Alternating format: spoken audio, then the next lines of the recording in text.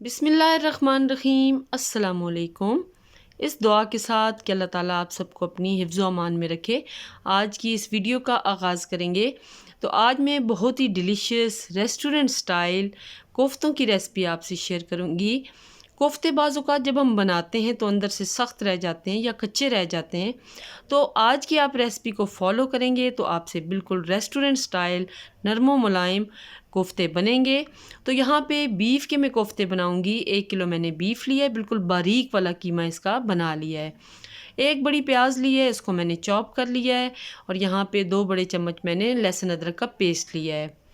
लहसुन अदरक का पेस्ट 2 चम्मच इसलिए है कि हम इसको ग्रेवी में भी यूज़ करेंगे। यहाँ पे 1 चम्मच हल्दी है, 1 चम्मच जो है यहाँ पे सूखा धनिया है, 1 चम्मच लाल मिर्च का पाउडर है और 1 ही चम्मच नमक मैंने लिया है। नमक आप इस बेमंशा भी ले सकते हैं।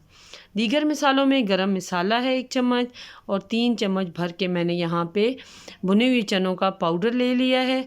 और उसके बाद हमने 2 हरी मिर्चें ले ली हैं, इनको हम चॉप कर लेंगे और थोड़ा सा हमने पुदीना लिया है। अब तमाम इंग्रेडिएंट्स को जो मैंने आपसे शेयर किए हैं इनको चॉपर में हम डाल देंगे और इसके साथ ही हम इसको चॉप कर लेंगे। 5 से 6 मिनट हम चॉपर को चलाएंगे ताकि तमाम इंग्रेडिएंट्स यकजन हो जाएं। अगर आपके पास चॉपर ना हो तो उस सूरत में आप प्याज को बहुत ही फाइनली चॉप कर लें हाथ से और दीगर तमाम जो इंग्रेडिएंट्स हैं वो इसके अंदर शामिल कर लें और आप हाथ से अच्छी तरह से मिक्स करते हुए कोफ्ते बना सकते हैं। यानी इसमें बहुत ज़रूरी नहीं है कि आपके पास चॉपर हो। अगर चॉपर नहीं है तो उस सूरत में सिर्फ़ आपने प्याज को बहुत बारीक चॉप करना होगा। तमाम यहाँ पे हमने मिसाले कीमा इसके अंदर ऐड कर दिया है। अब हम चॉपर को चला देंगे, इतनी देर चलाएंगे कि तमाम मिसाले ख़ास तौर पे जो इसके अंदर हमने प्याज डाला है वो अच्छी तरह से चॉप हो जाए। ये देखें बिल्कुल ये यकजन हो चुके हैं। अब अपनी मर्ज़ी से हम कोफ्ते बना लेंगे जिस शेप में, यानी जितने साइज़ के आप बनाना चाहें, छोटे या बड़े। तो यहाँ पे ये देखिए मैं बिल्कुल एक स्टैंडर्ड साइज़ का कोफ्ता आपके साथ शेयर कर रही हूँ। तो इस तरह से तमाम कोफ्ते हम बना लेंगे और उसके बाद हम कोफ्तों की फ्राइंग की तरफ जाएंगे। फ्राइंग में आपने इस बात का ख्याल रखना है कि चूँकि इन्हें हमने डीप फ्राई करना होता है तो यहाँ पे देखें मैं बिल्कुल ही लो फ्लेम पे कोफ्ते डाल रही हूँ। यानी बहुत हाई फ्लेम नहीं रखना वरना कोफ्ते जल जाएंगे और अंदर से बिल्कुल कच्चे रह जाएंगे। तो फ्राइंग हमने बहुत ज़्यादा इसकी नहीं करनी, सिर्फ इसको हल्का सा हमने कलर देना है, लाइट सा गोल्डन कलर। तो ये तमाम कोफ्ते मैंने फ्राई कर लिए हैं, लो फ्लेम पे मैंने इन्हें फ्राई किया है। अब हम इसकी ग्रेवी की तरफ जाएंगे।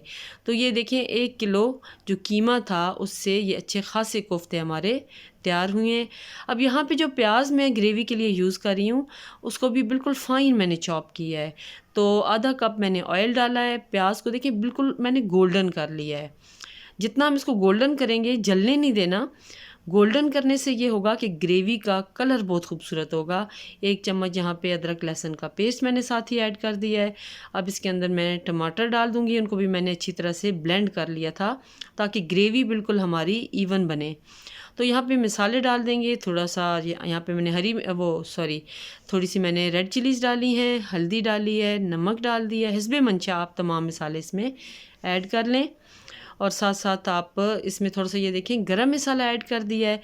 और चूल्हे को आप स्लो ही रखें और लो फ्लेम पे आप इसको पकने दें 5 से 6 मिनट। ये देखें हमारा मसाला तकरीबन रेडी हो चुका है। यहाँ पे थोड़ी सी मैंने हरी मिर्चें ऐड कर दी हैं, तकरीबन 2। तो यहाँ पे साथ ही हम कोफ्तों को ऐड करेंगे और इन्हें लो फ्लेम पे ही हम इतनी देर फ्राई करेंगे, यानी भून लेंगे कि ऑयल इसमें सेपरेट होने लग जाए और मसाला इसके अंदर चला जाए। बहुत ज़्यादा ओवर फ्राई आपने नहीं करना। अब यहाँ पे पानी ऐड कर दें जितना आपने ग्रेवी बनानी है। तो तकरीबन मैंने 1 से 1.5 कप पानी इसके अंदर ऐड किया है। बिल्कुल लो फ्लेम पे इसे तकरीबन 20 से 25 मिनट पकने के लिए रख देंगे ताकि पानी ड्राई भी ना हो और कोफ्ते अंदर तक हमारे सॉफ्ट हो जाएं। तो ये देखें तकरीबन 20 से 25 मिनट लगे हैं। इसकी ग्रेवी देखिए बिल्कुल रेडी हो चुकी है। थिक सी ग्रेवी इसकी तैयार है। बहुत ही ये मज़ेदार कोफ्ते बने हैं। आप ज़रूर इस रेसिपी को ट्राई कीजिएगा और अपना फ़ीडबैक ज़रूर दीजिएगा कि आपसे ये कोफ्ता करी या कोफ्तों की ये रेसिपी आपसे कैसी बनी है। तो उम्मीद करती हूँ कि अगर आपसे कोफ्तों में कोई भी प्रॉब्लम होती होगी तो इंशाल्लाह आपसे अब कोफ्ते बहुत अच्छे बनेंगे। चैनल पे अगर नए हैं तो प्लीज़ सब्सक्राइब ज़रूर कर लीजिएगा। दुआओं में याद रखें। अल्लाह हाफ़िज़।